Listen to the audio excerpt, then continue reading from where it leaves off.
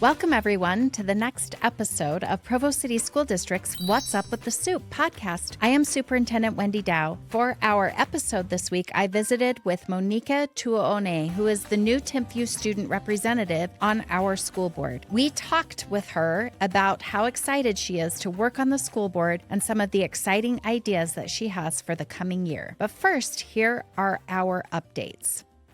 The next school board meeting will be a study session and business meeting on Tuesday, September 10th. Look for more information and specific times on the district website as the date approaches. The Board of Education is currently crafting a new policy on cell phones that will align with proposed state legislation. We will be sending out a survey to families the first part of September to get your feedback on how we can support our students and teachers in creating productive learning environments free from distractions. I will continue to send out a weekly video cast from me with information about the work happening throughout the district. This year, these video casts will be sent out every Monday morning. If you qualify for free or reduced lunch, remember to send in your application right away. They must be received within the first 30 days of school, and these must be done every year. Remember to update your information in PowerSchool. This needs to be done annually. It allows schools and the district to contact you with important information and in emergency situations. The Foundation's Links for Kids golf tournament will be held on September 26th at the Timpanogos Golf Club. Proceeds from this tournament are used to support after-school programs and to provide teacher grants for innovative projects in their classrooms. If you are interested in participating and putting together a team, please visit foundation.provo.edu. A team of 4 costs $1,500. This week's podcast features Monika Tua'one. She is our student board member from Timpview High School, and we talk with her about all of the great ideas that she has for representing students at Timpview High School on our school board. So stay tuned. It's a great conversation. I'm here with Monika Tua'one at Timpview High School. She is our student board member for the Provo City School District Board of Education. I'm so excited to have you on the podcast. Thank you so much. I'm happy to be here. So I want to ask you a little bit about why you wanted to be a student board member.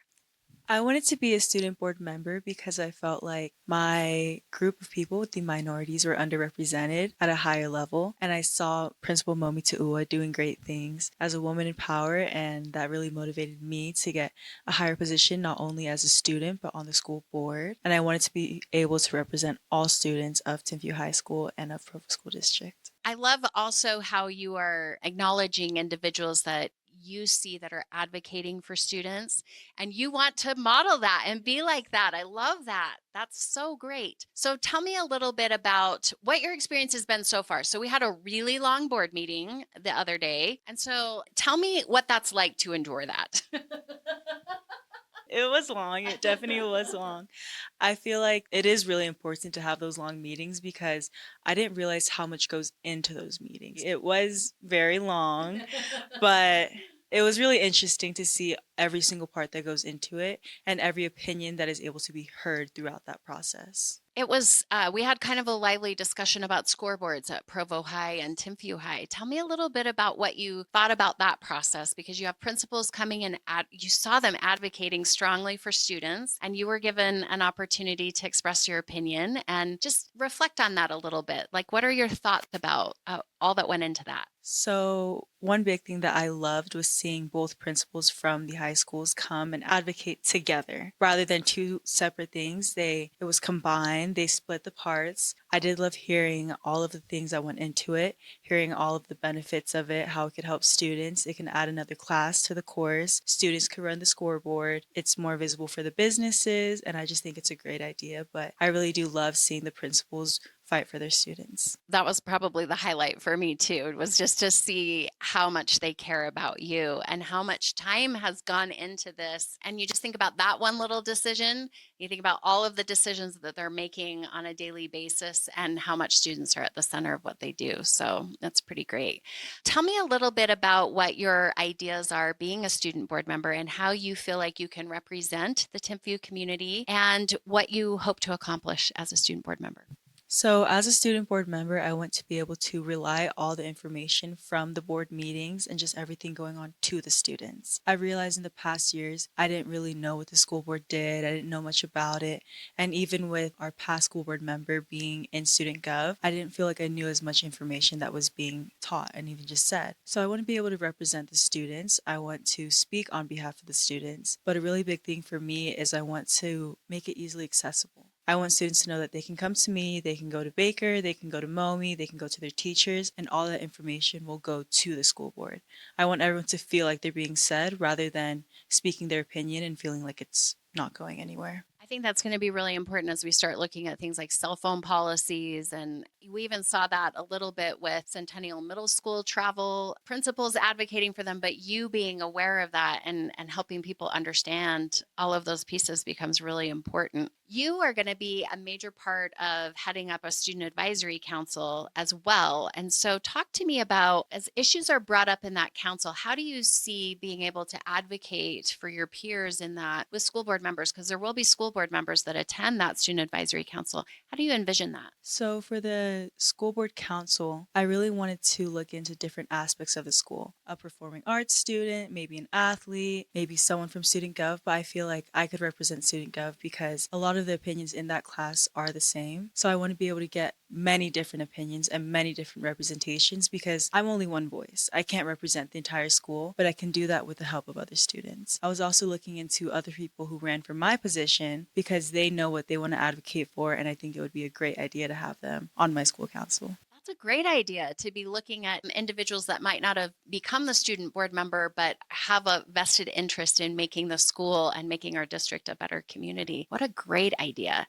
Tell me a little bit about some of the things that you're hoping that get on the radar of the school board that are issues at Timpview High School that you feel like we're not paying attention to. I feel like the biggest issue right now are the commons. I do know that there's a lot of construction going on, but I do know that many teachers have asked the construction workers, how long do you think this is going to take? And they feel like it can go by pretty quickly, but they're using it as a storage unit right now. So it's getting a little hard to rush the process because that's something that they're using right now. But I do feel like it creates a big separation in the student body because I've noticed in the past years, my siblings have come to Timpview, everyone dressed up. Everyone dressed up for the days, for Spirit Friday, like everyone wanted to be involved. But I feel like now if you don't have somewhere to show it off, if you don't have someone to like show it to, take pictures with your friends, you feel kind of silly going into class being dressed up and no one else is. But I feel like if you have a common ground, you have a place where everyone can come to between classes, passing periods, lunch, you get to see everyone else who's being involved and it makes you want to be involved.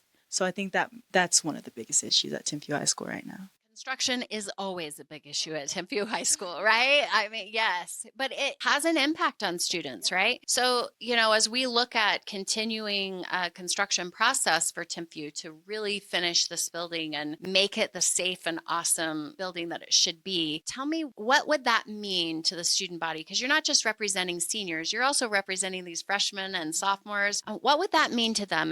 And to get a new auditorium, for example, or to have performing arts spaces that are great, or a counseling office to go talk to your counselor that's bigger than a closet. All of those things. What does that mean for students? How does it make you feel as a student, and how do you advocate for that? I feel like every student of the school has a place to feel represented because I know beforehand dance studios weren't in the plan. And hearing from some dancers, they're like, why don't we get a studio, but there's a whole new football field? There's a whole new stadium. What's going on with that? And I feel like a new auditorium, a new weight room, a new dance studio, all of these things that are contributing to every part of our student body makes them feel represented. And then it makes everyone feel special. You get a whole new studio, you get a whole new field. And then even if a scoreboard works out, you get a whole new scoreboard that works for every other sport. So I feel like everyone has a chance to feel represented throughout all of this. I think people don't realize how much a high school becomes this little city, right? And it's a whole community, and that people do look to see if you're valuing what it is that they're a part of, right? That's a big deal. Tell me how you want to make sure also that those voices are heard as we're maybe even developing policies or procedures or